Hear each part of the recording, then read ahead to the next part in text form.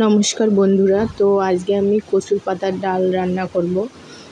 আপনারা কে খেয়ে কচুর পাতার ডাল খেয়েছেন জানাবেন, আর যারা খাননি তারা বাসায় অবশ্যই একবার ট্রাই করবেন। অনেক সুন্দর লাগে খাইতে। আমি তার জন্য এখানে কচু পাতা ভালোভাবে ধুয়ে পরিষ্কার করে নিয়েছি, পেঁয়াজ আর কাঁচা লঙ্কা কুচি করে নিয়েছি, রসুন থেতো করে নিয়েছি। আর আমি মুসুর ডাল দিয়ে ডালটা রান্না করব, তার জন্য ডালটা ধুয়ে নিয়েছি। আর আমি একটা মাছ দেব, সেটাও আমি পরিষ্কার করে নিয়েছি। তো প্রথমে আমি কচুটা সামান্য একটু জল দিয়ে ওটাকে ভাপিয়ে নেব, যাতে করে গলা না চুলকোয় তার জন্য। আর আমার কচু পাতাটা দেশি কচুর পাতা ছিল না, তার জন্যে আমি ভাপিয়েছি। দেশি কচুর পাতা হলে ভাপাতে হবে না।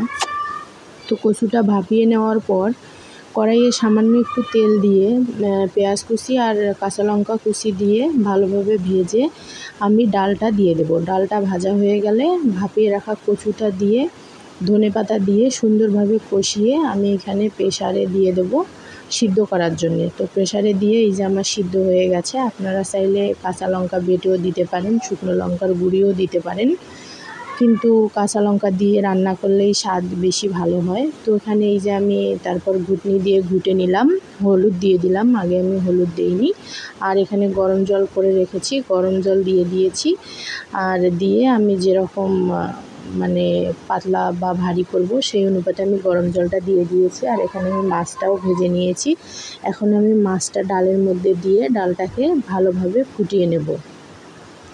তো আপনারা চাইলে শুধু মাছ দিয়েও রান্না করতে পারেন, আবার শুটকি দিয়েও রান্না করতে পারেন, আবার শুধু ধনিয়া পাতা বেশি করে দিয়েও রান্না করতে পারেন, অনেক সুন্দর হয়।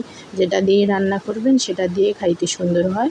তো আমার ডালটা ভালোভাবে ফোটানো হয়ে গেছে, আমি নামিয়ে নিয়েছি। এরপর আমি ডালটা তেলের উপর দেব, তার জন্য এখানে তেল দিয়ে দিয়েছি। রসুন থেতো, তেজপাতা আর একটা শুকনো লঙ্কা দিয়ে সুন্দরভাবে ভেজে নিয়ে ডালটা দিয়ে দেব। তো আমার এই যে ডালটা দেওয়া হয়ে গেছে। এখন আমি পরিমাণ মতো লবণ আর সামান্য একটু গরম মশলার গুঁড়ি দিয়ে নামিয়ে নিলেই আমার ডালটা রেডি হয়ে যাবে। গরম ভাতের সঙ্গে খাইতে অনেক সুন্দর লাগে, রুটি দিয়েও খাওয়া যেতে পারে। আর বন্ধুরা, আমাদের এখানে আজকে বৃষ্টি হচ্ছে, তাই ভয়েস ওভার দিতে একটু সমস্যা হচ্ছে। আর আমার চ্যানেলটা দয়া করে সাবস্ক্রাইব করে দেবেন।